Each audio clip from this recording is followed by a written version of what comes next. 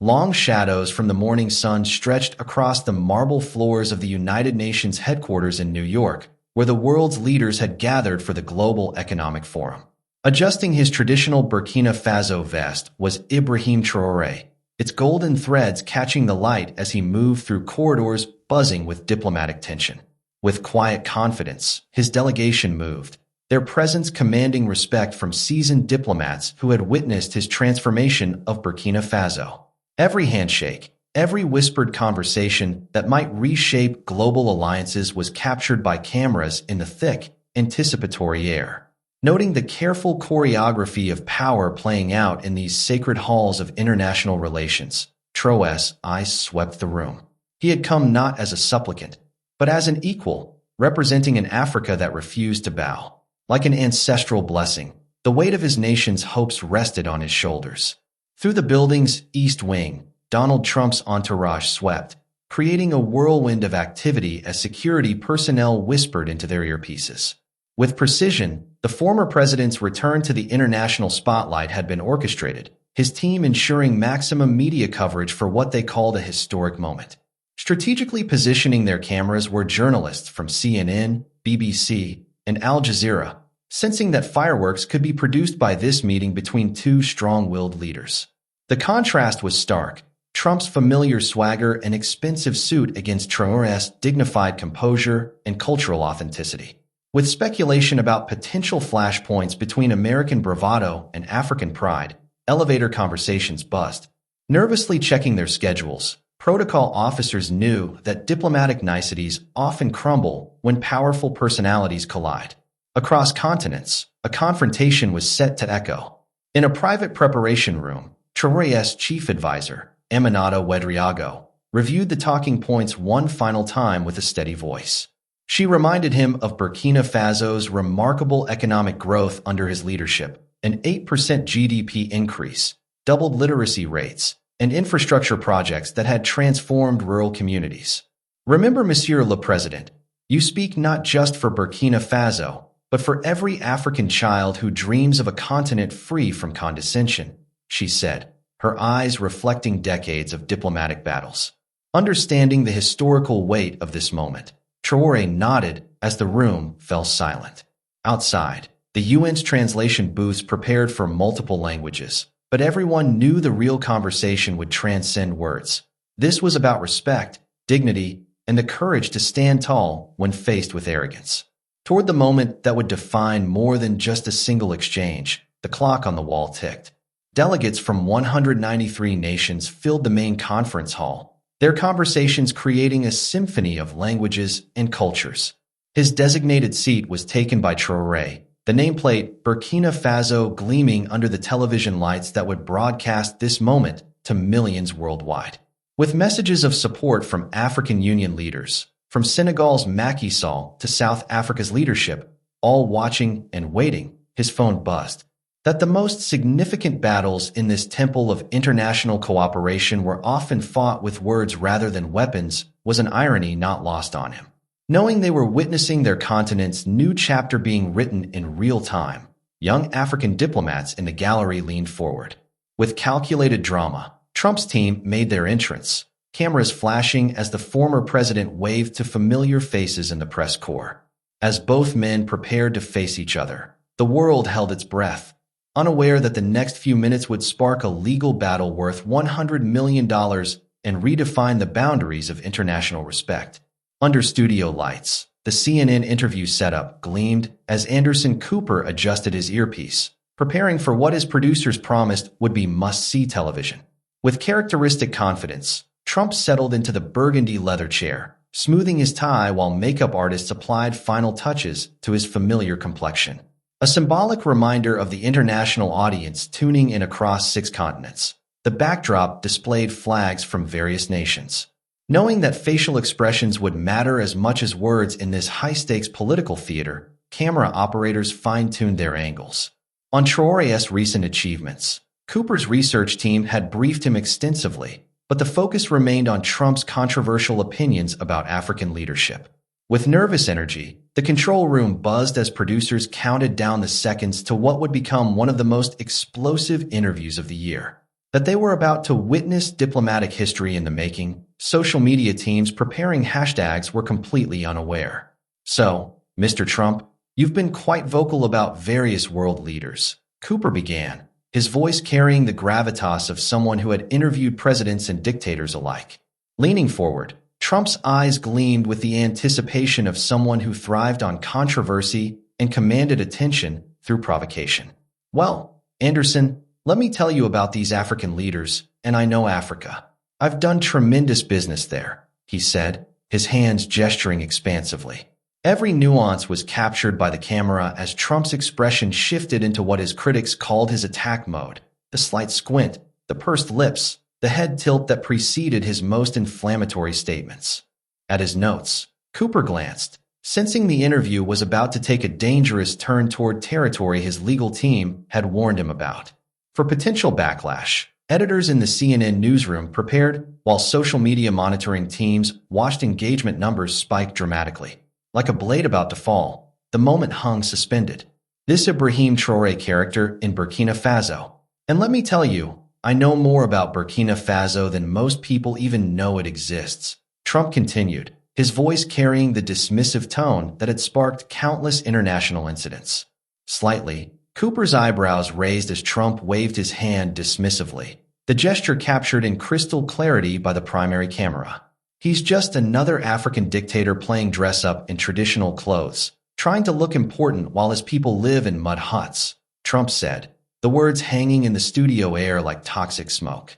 With his characteristic blend of ignorance and arrogance, Trump's voice rose as the audio level spiked, each syllable recorded for posterity and legal proceedings. Shock registered on Cooper's face as he realized they were broadcasting what could amount to actionable defamation to a global audience of 50 million viewers. Frantically, the director in the control room gestured to his team, knowing they were witnessing either ratings gold or legal disaster. Through satellite feeds reaching televisions in Ouagadougou, where Ibrahim Traoré watched with rising fury, the insult echoed into stunned silence. The studio fell as Trump's words reverberated through the international media landscape, his smug expression revealing his complete ignorance of the diplomatic earthquake he had just triggered. Knowing that CNN's reputation for serious journalism hung in the balance of how they handled the next crucial moments, Cooper struggled to maintain his professional composure. Mr. Trump, President Traoré has actually achieved remarkable economic growth and educational reforms, Cooper attempted. But with characteristic dismissal, Trump waved him off. The satisfaction of someone who believed he had delivered another winning soundbite was carried on the former president's face, completely unaware of the legal storm brewing thousands of miles away. Every second of what would become Exhibit A in a $100 million defamation lawsuit that would shake the foundations of international discourse was captured by camera operators who continued rolling.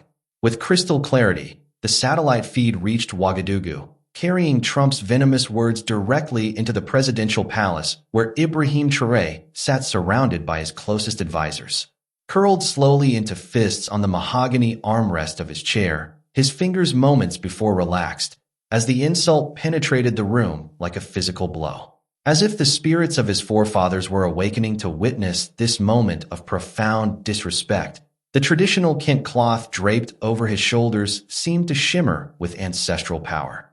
Watching her president's face transform from diplomatic calm to controlled fury was Aminata Ouedraogo, his chief of staff, recognizing the dangerous stillness that preceded his most decisive actions.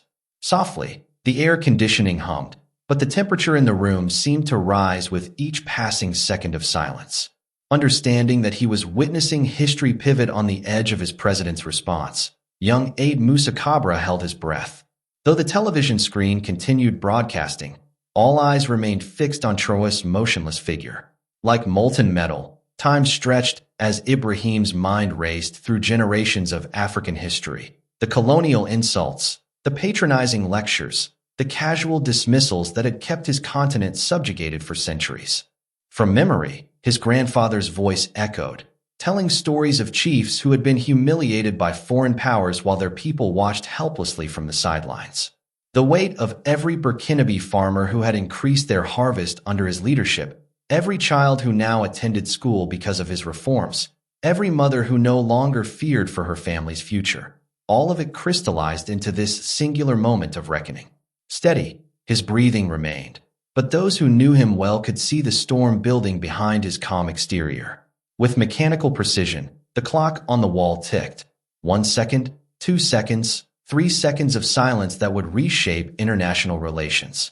In that suspended moment, a decision was made by Ibrahim Traoré that would cost Donald Trump more money than most nations' annual budgets. Through the fabric of time itself, his ancestors whispered approval. Nervous glances were exchanged by the presidential palace staff as their leader remained statue still, his dark eyes fixed on the television screen where Trump's satisfied smirk continued mocking African dignity.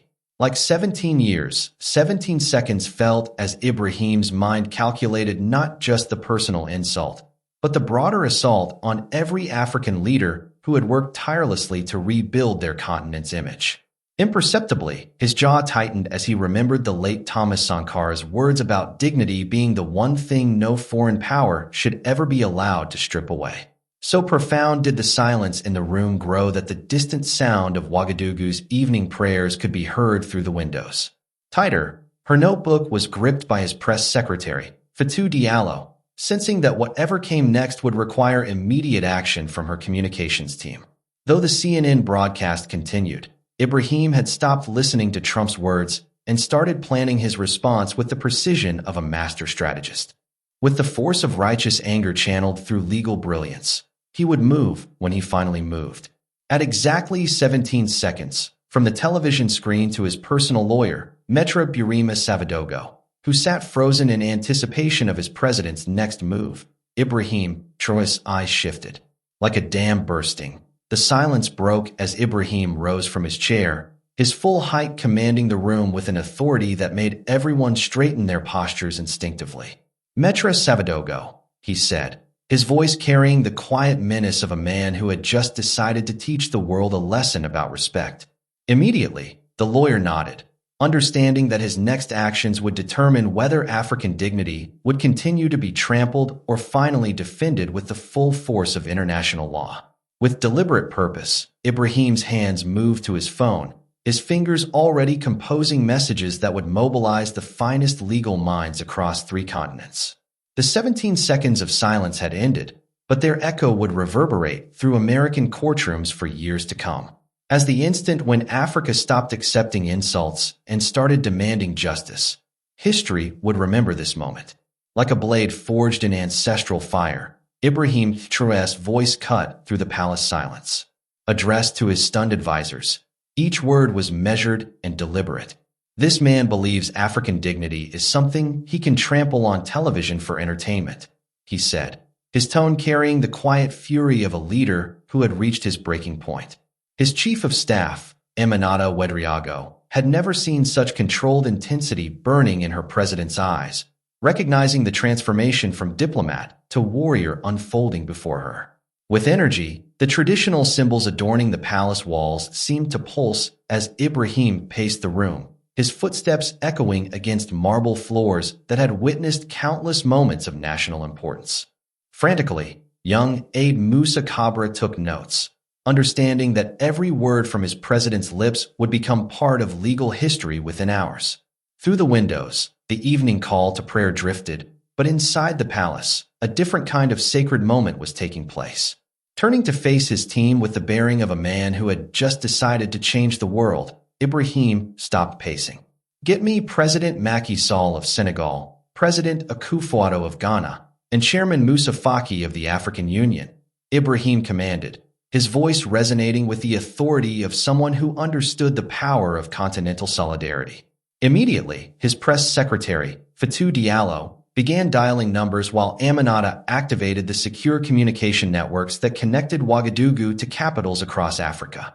Within minutes, the phone calls began, each conversation crackling with the electricity of leaders who recognized a historical turning point when they saw one. Across satellite links, Ibrahim's voice carried as he described Trump's insult, his words painting a picture of disrespect that demanded collective action from the entire continent. By the time the 4th call ended, 3 African presidents had pledged their full support for whatever response Ibrahim deemed necessary. With activity, the palace communications room hummed as encrypted messages flew between embassies, creating a web of diplomatic support that spanned from Cairo to Cape Town. Within an hour, the insult to one African leader had become an assault on African dignity itself. With growing excitement, Ibrahim's personal lawyer, Maitre Burima Savadogo, listened as his president outlined a legal strategy that would make international headlines for months to come. This is not about money, Maitre.